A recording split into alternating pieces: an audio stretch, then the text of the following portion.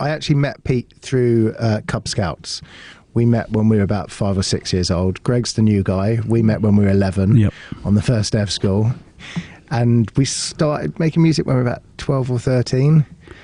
So we've been friends for a long time. Yeah. Who were the influences in the early days then, in the sort of stuff that you were writing?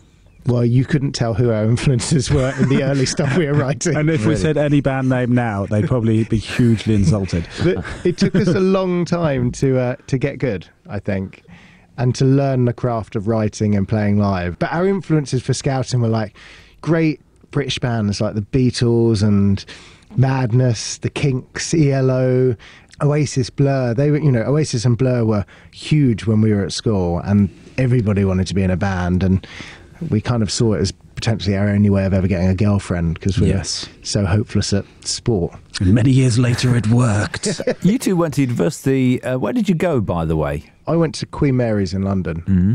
I went to Roehampton, University of Surrey. Okay, because while you were there, you were in a band together called Cape. I wonder if anybody listening to us ever saw the band Cape. I doubt it. Well, you never know. Really? well, yeah, we... Generally, I think our biggest gig was about 40 people, and they were all our friends and family. So it was... I remember doing one gig where the sound guy... It was in Leicester. It was in Leicester, yeah. He said, lads, do you mind? I'm just going to nip out to McDonald's and get my tea. And like that. So from playing to one person, we played to nobody. Yeah, literally nobody turned up for a gig in Leicester we did. Well, that's about why. 15, 20 years ago. That's why I asked, because I'd heard that you did play a gig here, but I wasn't sure, where it was. Do you remember where it was even?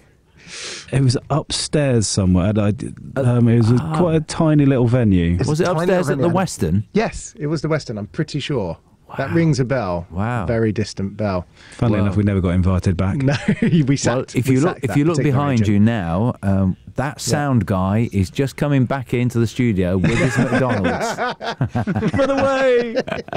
He didn't miss much, to be honest.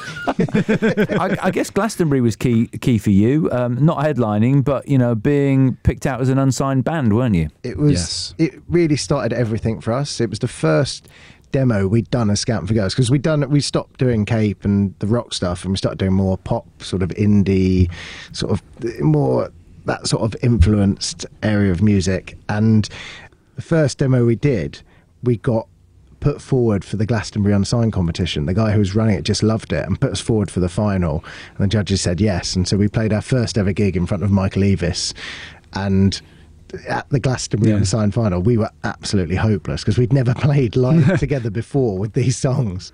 But through that, they did a CD back in the day of all the finalists, and through that it was BBC Introducing, well, the equivalent of BBC Introducing back in the day, found us, and Hugh Stevens gave us a session at Maid of Vale, and he started playing like She's So Lovely and Elvis Ain't Dead, and then sort of managers got interested, and we got a record deal, and then it all just happened.